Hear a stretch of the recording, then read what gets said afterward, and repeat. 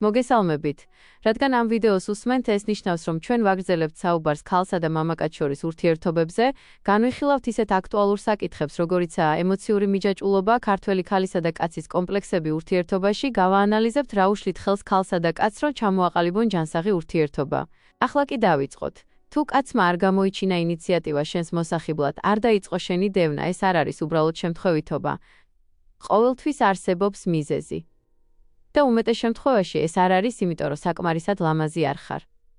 ეს არ არის იმიტომ, რომ საკმარისად კარგი არ ხარ. ეს არის იმის გამო, თუ როგორია ურთიერთობის დინამიკა. შენ კითხვას დასვამ, როგორ უნდა ააწყო დინამიკა, რომ კაცმა გამოიჩინოს ინიციატივა.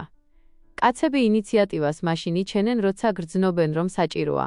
კაცები მაშინ გხიბლავენ, როცა გრძნობენ, რომ შენთვის კონკრეტული ნაბიჯების გადადგმა და კონკრეტული მოპყრობა არის საჭირო. კაცები მაშინ გამოგედევნებიან, როცა გრძნობენ, რომ შეიძლება დაკარგონ. თუ მან ეს ყველაფერი არასდროს გააკეთა, ეს ნიშნავს, რომ მან ეს წნეხი არასდროს იგრძნო. და თუ მან ეს წნეხი არასდროს იგრძნო, ეს ნიშნავს, რომ სადღაც შენს ქცევაში შენ ეს გაამარტივე. ვიცი, ზოგ თქვენგანს არ მოეწონება ამის მოსმენა, მაგრამ თუ ამ ნაწილს ვერ გაიგებ, ისევ და ისევ იგივე პაემნების პატერნს გაიმეორებ. ქალების უმეტესობა არ დადის მხოლოდ პაემნისთვის, ისინი ძალიან მალე, ძალიან მარტივად ეჯაჭვებიან კაცს. მიდიხარ ერთ პაემანზე, მოგწონსის და უცებ შენი ენერგია იცვლება. ხდები უფრო თბილი, უფრო ხელმისაწვდომი, უფრო გახსნილი, უფრო ჩართული. იწყებ მასზე მეტ ფიქრს. იწყებ უფრო სწრაფად პასუხს. იწყებ მეტის მიცემას. და შენი მხრიდან ეს ბუნებრივად გეჩვენება. მაგრამ მისი მხრიდან რაღაც სხვა ენერგეტიკა მოდის. კაცი ფიქრობს, რომ მას უკვე მოვწონვარ. ის უკვე ჩემით არის დაინტერესებული. მე არ მჭირდება ძალიან დიდი მცდელობა და ძალისხმევა. და სწორედ აქედან მიდის ყველაფერი არასწორად. რადგან მიზიდულობა კაცებისთვის არ იქმნება მაშინ, როცა ყველაფერი მარტივია. ის იქმნება მაშინ, როცა რაღაც არის მოსაპოვებელი. შენ ძალიან ადრე აძლევ ცდომას. ეს ერთ-ერთი ყველაზე დიდი შეცდომაა. შენ აძლევ მას ცდომას მანამდე, სანამ მან საერთოდ რამე გააკეთა შენს მოსაპოვებლად. ხედავ მას ერთხელ ან ორჯერ და ახლა ყოველთვის ხელმისაწვდომი ხარ. მთელი დღე წერ. ემოციურად იხსნები. ზოგჯერ უკვე მასთან წევ ხარ. ამიტომ, მისი მხრიდან რა რჩება მოსაპოვებელი? არაფერი. და სწორედ აქ უშვებენ ქალები შეცდომას. შენ ფიქრობ, თუ სასიამოვნო ვიქნები, თუ გახსნილი ვიქნები, თუ ვაჩვენებ, რომ ვზრუნავ, მას უფრო მოვეწონები. მაგრამ რეალურად ხდება საპირისპირო. ის დუნდება, ანელებს, წყვეტს მცდელობას. არა იმიტომ, რომ ცუდი კაცია, არამედ იმიტომ, რომ მიზეზი არ აქვს. შენ იწყებ დევნას ისე, რომ ვერაცნობიერებ. ქალების უმეტესობა ვერც ამჩნევს, რომ აქეთ ედევნება კაცს, რადგან არ უკვირდება თავის მცირე ჟესტებსაც კი. არ უკვირდება თავის მხრიდან ენერგეტიკას. რადგან მთლიანად კაცით არის მოცული. შენ პირველი წერ, სვამ კითხვებს, აგრძელებს საუბრებს, სთავაზობ შეხვედრას, ამოწმებ როგორ არის.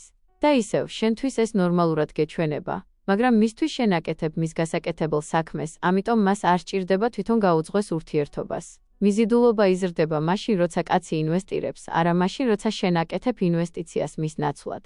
თუ შენ ხარ ის, ვინც წინწევს ყველაფერს, ის უკან დაიხევს და ისიამოვნებს.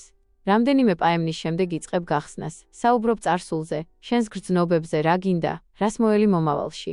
და ისევ ეს გულწრფელ რეალურ კავშირს გავს, მაგრამ საამისოდ ჯერ ადრეა, ჯერ ამ ეტაპზე არ ხართ. რადგან ამ ეტაპზე მას შენ მიმართ ჯერ არ აქვს გრძნობები. ამიტომ ახლა შენ აძლევ მას ემოციურ სიღრმეს, ემოციურ წვდომას, ემოციურ სიახლოვეს, მანამდე სანამ მან საერთოდ გადაწყვიტა, უნდა თუ არა შენთან. ამ დროს ის უკან იხევს, რადგან ეს წნეხია მისთვის, მიზიდულობა კვდება. შენ ფიქრობ, რომ ადრეული ქიმია ნიშაქვს რეალურ ინტერესს. სწორედ აქ იბნევა ბევრი ქალი. მიდიხარ პაემანზე, ის მომხიბვლელია, ფლირტაობს, ყურადღებიანია. შეიძლება კიდეც თქვას, მართლა მომწონხარ, რაღაცას ვგრძნობ შენთან და შენ გჯერა. მაგრამ ადრეული ხიბლი არ არის რეალური გრძნობები, განსაკუთრებით თუ ის ასაკით დიდია. კაცს შეუძლია ისიამოვნოს შენთან ყოფნით, იყოს მიზიდული შენით, მოეწონოს მომენტი და მაინც საერთოდ არ იყოს ემოციურად ჩართული.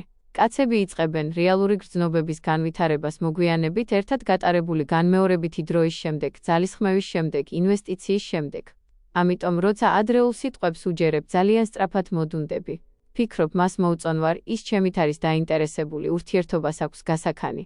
და სწორედ მაშინ იწყებ მეტის მიცემას. და სწორედ მაშინ იწყებს ის ნაკლების გაკეთებას. შენ აგრძნობინებ, რომ უკვე ხავხარ. ეს ყველაზე დიდი პრობლემაა. შენი ენერგია ამბობს, მომწონხარ, ხელმისაწვდომი ვარ, აქ ვარ. და ის ამას მაშინვე გრძნობს. ამიტომ მის გონებაში თამაში უკვე მოგებულია. და როცა რაღაც უკვე მოგებულად იგრძნობა, ადამიანები მისთვის აღარ იბრძვიან, აღარ ედევნებიან. აღარ აფასებენ იმავე ფორმით. ეს არ ეხება მხოლოდ პაემნებს, ეს ადამიანის ბუნებაა. სიმართლე, რომელიც უნდა მიიღო. კაცები ინიციატივას არიჩენენ მაშინ, როცა გონიათ, რომ უკვე ყავხარ მოპოვებული. ისინი ინიციატივას იჩენენ მაშინ, როცა გრძნობენ, რომ შეიძლება ეს ქალი დავკარგო. ამიტომ უნდა მოვხიბლო იგი. უნდა გავაკეთო მეტი. თუ ეს შეგრძნება არ არსებობს, ის დარჩება იმ დონეზე, რომელზეც შენ რთავნებას, ქალების უმეტესობა ძალიან მცირე ძალისხმევის შემთხვევაშიც კი რთავს კაცნებას, ისე რომ საერთოდ ვერ აცნობიერებს. თუ მან არ დაგეგმა ნორმალური პაემნები, არ სცადა შენზე შთაბეჭდილების მოხდენა, არ გამოიჩინა ინიციატივა, ეს შემთხვევითი არ არის. და ისევ, ეს არ ნიშნავს იმას, რომ შენ ხარ დამნაშავე. ეს არის უბრალოდ დინამიკის ხასიათი. რადგან როცა ამ დინამიკას გასუწორებ თვალს, შეგიძლია შეწყვიტო ის, რაც არ მუშაობს. პატერნი, რომელსაც ქალების უმეტესობა იმეორებს. შენ ხვდები კაცს. მოგწონს ის. შენ აძლევ მეტს. ის გიბრუნებს ნაკლებს. შენ გრძნობ დაბნეულობას. ამიტომ, ცდილობ უფრო მეტად. ის უკან იხევს. შენ გრძნობ შფოთვას. და მერე ყველაფერი სრულდება. და შენ ზიხარ და ფიქრობ, რა დავაშავე. აი რა დააშავე. ძალიან გაამარტივე, ძალიან ადრე. და საქმე იმაშია, რომ ქალების უმეტესობა ვერც კი ხვდება, როდის რას ამარტივებს. ისინი ფიქრობენ, რომ უბრალოდ კარგები არიან. ფიქრობენ, რომ უბრალოდ გახსნილები არიან. ფიქრობენ, რომ უბრალოდ დინებას მიყვებიან. მაგრამ რეალურად ისინი ართმევენ კაცს ყველანაირ შესაძლებლობას, რომ ინიციატივა გამოიჩინოს. ამიტომ იმის ნაცვლად, რომ ის გედევნებოდეს, ის უბრალოდ მოგყვება სადამდეც სიამოვნებს. იმის ნაცვლად, რომ ის ლიდერობდეს, ის შენს ენერგიას უწყობს ფეხს. იმის ნაცვლად, რომ ის გრძნობებს ავითარებდეს, ის უბრალოდ სარგებლობს იმით, რაც უკვე არსებობს. და როცა ამას გაიგებ, პაემნებს სულ სხვანაირად შეხედავ. აღარ დასვამ კითხვას, მოვწონვარ მას. ნაცვლად ამისა დაიწყებ დაკვირვებას, რეალურად აკეთებს რამეს ურთიერთობისთვის. რადგან თეორიულად ძნელია გაიგო, როგორ უნდა შეცვალო ურთიერთობის დინამიკა შენ სასარგებლოდ, მოვიყვან პრაქტიკულ მაგალითებს. ავიღოთ იგივე ქალი, იგივე კაცი, იგივე პირველი პაემანი, მაგრამ ორი განსხვავებული ქცევა. და ნახე, როგორ იცვლება ყველაფერი. სცენარი პირველი, როცა ქალი ყველაფერს ამარტივებს. ისინი ხვდებიან პირველ პაემანზე. კაცი გეგმავს რაღაც მარტივს. მაგალითად, სასმელებზე ეპატიჟება ბარში. ქალიც მიდის. პაემნის დროს კაცი ეკითხება, რას საქმიანობ? ქალიც პასუხობს და თვითონ აგრძელებს საუბარს. ის იწყებს დეტალების ფრქვევას თავის საქმეზე, თავის წარსულზე, თავის სირთულეებზე. კაციც მხოლოდ მსმენლის პოზიციაშია, არაფრისთვის არ სჭირდება შრომა. მას არ სჭირდება ძალისხმევა გაიღოს იმისთვის, რომ თავად მოიფიქროს სასაუბრო თემა, თავად დაატანოს გონებას ძალა და მოიფიქროს, რაზე საუბრით შეიძლება დააინტერესოს ქალი. პაემნის ბოლოს ქალი ამბობს, კარგი დღე იყო, კიდევ გავიმეოროთ. კაციც იღიმის და ეუბნება, დიახ, სიამოვნებით. აქამდე ყველაფერი ნორმალურად ჩანს, მაგრამ რა ხდება შემდეგ? იწყება შეტყობინებები პირველი პაემნის შემდეგ. ქალი სახლში მიდის. კაცზე იწყებს ფიქრს. მას მოსწონს კაცი, ამიტომ პირველი წერს. დღეს ძალიან კარგი დრო გავატარე. ის პასუხობს 2 საათის შემდეგ, ჰო, კარგი იყო. მოკლე და არაფრის თქმელი მესიჯი. უკან დახევის ნაცვლად, ქალი უფრო უახლოვდება. პასუხობს, კი ძალიან მომეწონა. შენთან საუბარი ძალიან მარტივია. ახლა კაცი პასუხობს, მაგარია, მადლობა. საუბარი ნელ-ნელა კვდება, მაგრამ ქალი არ აძლევს საშუალებას დასრულდეს. მეორე დღეს ისევ წერს. როგორ მიდის შენი დღე? ახლა კაცი პასუხობს უფრო ნაკლები ძალისხმევით. უკვე უკან იხევს. დგება მეორე პაემანი. კაცი ბევრს არ გეგმავს. უბრალოდ ამბობს, იქნებ ჩემთან ამოხვიდე. არას თქმის ნაცვლად ქალი ამბობს, კი რა თქმა უნდა. ახლა ქალი მიდის მასთან. სხდებიან, უყურებენ რაღაცას, ცოტას საუბრობენ. კაცისგან არანაირი ძალისხმევა არ არის, არც დაგეგმა, არც ლიდერობა, მაგრამ ქალი მაინც თბილია, მაინც გახსნილია, მაინც იჩენს ინიციატივას. ბოლოს ერთად სძინავთ. და ეს არის მომენტი, როცა ყველაფერი იცვლება. ამის შემდეგ, ქალი იღვიძებს, თავს ემოციურად უფრო ახლოს გრძნობს კაცთან. ემოციურად ეჯაჭვება. შემდეგ წერს: გუშინ ძალიან კარგი დრო გავატარე შენთან. ის პასუხობს საათების შემდეგ: ჰო, კარგი იყო. ახლა ქალი გრძნობს რაღაც არ არის რიგზე, მაგრამ უკან დახევის ნაცვლად ისე უახლოვდება. იწყებს მეტ წერას, კითხვების დასმას, კავშირის შექმნის მცდელობას. კაცი ახლა უფრო ნელა პასუხობს, აუქმებს გეგმებს, სთავაზობს ბოლო წუთის შეხვედრებს. შეტყობინებები ასე გამოიყურება. ქალი წერს: გინდა ამ შაბათ-კვირას შევხვდეთ. კაცი პასუხობს: შეიძლება შეგატყობინებ. შაბათ-კვირა მოდის. ქალი წერს: როგორ ხარ? გვიან ღამით. და ასე პაემნები გადაიქცა ბოლო წუთის, დაბალი ძალისხმევის, დაუგეგმავ შეხვედრებად. კაცი წყვეტს მის მოხიბლას, აღარ არის ყვავილები, აღარ არის ძალისხმევა. ხანდახან ქრება, მერე ბრუნდება ისე, თითქოს არაფერი მოხდა. ბოლოს ქალი წერს: ყველაფერი კარგად არის. გონია რომ სადღაც სხვაგან ხარ. ის პასუხობს: უბრალოდ დაკავებული ვიყავი და მორჩა. ქალი გრძნობს დაბნეულობას, შფოთვას, ამოწმებს ტელეფონს, ელოდება და ისევ ფიქრობს რა მოხდა. არაფერი მომხდარა.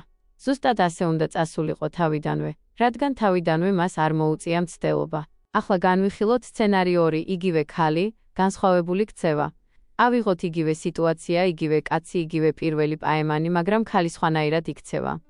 კაცი სვამს კითხვას: რას საქმიანობ? ქალი მარტივად პასუხობს, მერე იღიმის და უკან ეკითხება: შენ რას საქმიანობ? ქალი არ იწყებს დეტალებზე საუბარს, არ უზიარებს ზედმეტს. ის თბილია, ცოტათი თავშეკავებული. ამიტომ, კაცს უწევს დიალოგის გამართვაზე ზრუნვა. ახლა ის უფრო უახლოვდება. პაემნის ბოლოს ის ამბობს: კარგი იყო, კიდე უნდა გავიმეოროთ. ქალიც იღიმის: კი, კარგი დრო გავატარე. მარტივად, ზედმეტი აღტაცების გარეშე. იწყება შეტყობინებები პაემნის შემდეგ. ქალი სახლში მიდის და არ იწყებს კაცისთვის მიწერას თუ როგორი სასიამოვნო დღე გაატარა. მეორე დღეს, კაცი წერს: როგორ მიდის შენი დღე? ქალი პასუხობს: კარგად, ცოტა დაკავებული ვარ დღეს. შენ როგორ ხარ? შეტყობინება მოკლეა, მსუბუქი, ამიტომ კაცი ახლა უფრო სწრაფად პასუხობს, უფრო ჩართულია. საუბარი მიედინება, მაგრამ არ ხდება ქალის ძალისხმევით. დგება მეორე პაემანი, კაცი გეგმავს უკეთესს. მოდი ვივახშმოთ ამჯერად. ის ირჩევს ადგილს, დათქვამს დროს. პაემნის დროს ის მეტ კითხვას სვამს. რატომ? რადგან ქალმა ყველაფერი ადრეულად არ გააზიარა. კაცს რჩება განცდა, რომ ქალი ჯერ კიდევ აღმოსაჩენია. პაემნის შემდეგ, კაცი წერს: დღეს ძალიან კარგი დრო გავატარე. ქალი პასუხობს: კი მეც. ზედმეტი დაზუსტებების გარეშე, ემოციური აბზაცების გარეშე. დგება მესამე, მეოთხე პაემანი. ამ დროს კაცი ის უფრო ხშირად წერს, წინასწარ გეგმავს, ეკითხება როდის არის თავისუფალი, ძალისხმევას დებს. შემდეგი შეტყობინებები ახლა ასე გამოიყურება. კაცი წერს: როდის ხარ თავისუფალი შემდეგ კვირაში? მინდა სადმე კარგ ადგილზე წაგიყვანო. ქალი პასუხობს: ოთხშაბათს ან პარასკევს ვარ თავისუფალი. მორჩა. ის არ ლაპარაკობს ზედმეტად. არ ედევნება, არ უზუსტებს, არ ცდილობს უხერხული სიჩუმე ამოავსოს. ახლა კაცი ლიდერობს. უკვე უვითარდება ემოციები. იწყებს კარების გაღებას, ყურადღების მიქცევას, დაგეგმვას, მის მოხიბლას. შეიძლება ყვავილებიც მოუტანოს, არა იმიტომ რომ მან სთხოვა, არამედ იმიტომ რომ თვითონ უნდა. ურეკავს, ამოწმებს, არა მთელი დღე, მაგრამ საკმარისად, მუდმივად. რა არის აქ განსხვავებული? ქალი არ ედევნებოდა, არ წერდა ზედმეტად, არ გააბა ინტივი მასთან ადრე, არა იყო ყველაფერი საკუთარ თავზე. ამის გამო კაცს ჰქონდა სივრცე რომ განევითარებინა ინტერესი. და რადგან მან ჩადო ძალისხმევა, იწყებს გრძნობების განვითარებასაც. იგივე კაცი, განსხვავებული ენერგია. პირველ ვერსიაში ის ზარმაცი ხდება. მეორე ვერსიაში ყურადღებიანი ხდება. სწორედ ეს აინტერესებენ ქალებს ყველაზე მეტად. ქალები ამბობენ: მინდა რომ მეტი დაგეგმოს, მინდა რომ მეტი სცადოს, მინდა რომ უფრო რომანტიკული იყოს. მაგრამ მათი ქცევა ამბობს: მე უკვე შენი ვარ. კაცები რეაგირებენ შენს დინამიკაზე და არა იმაზე, რასაც ამბობ.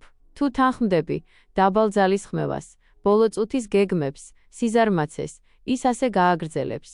თუ რეაგირებ მხოლოდ ძალისხმევაზე, დაგეგმვაზე, თანმიმდევრობაზე, ის ადაპტირდება ისე რომ არც კი დაგჭირდება ამაზე მითითება.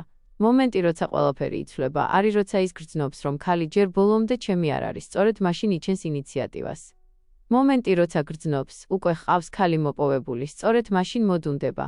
და ყველაფერი, რასაც აკეთებ, გსვამს ერთ-ერთ ამ ორ პოზიციაში. ნაცვლად ამის გათვალისწინებისა, ქალები ცდილობენ კაცის შეკეთებას. ელაპარაკონ მას, აუხსნან დეტალები, რა მოსწონთ, რა არ მოსწონთ, იწყებენ საყვედურებს, წუწუნს, შენიშვნებს, მაგრამ მიზიდულობა ასე არ მუშაობს. ის რეაგირებს ქცევაზე, არა საუბრებზე. და როცა ამას ნათლად დაინახავ, წყვეტ პასუხების დევნას და იწყებ შეცვლას. ამ ეტაპზე ბევრი თქვენგანი იტყვის. მაგრამ მე მინდა ვიყო აუთენტური. ამბობ, მინდა ვიყო საკუთარი თავი. არ მინდა მანიპულატორული თამაშები. მე კი პირდაპირ გეტყვი, შენ არ ხარ შენი აუთენტური მე. შენ ხარ შენი ემოციური მე ურთიერთობის საწყის ეტაპზე. ეს არის განსხვავება. აუთენტურობა არ ნიშნავს ყველაფრის გაზიარებას, ყველაფრის მიცემას, მყისიერად გახსნას. ეს არ არის აუთენტურობა. ეს არის დროის არასწორი შეგრძნება. მაგალითად, პირველ პაემანზე კაცი საუბრობს, მომიყევი შენს წარსულ ურთიერთობაზე. შენი აუთენტური ვერსია ამბობს, ადრე ბევრი ტკივილი გადამიტანია. ახლა კი ძალიან მინდა რაღაც სერიოზული.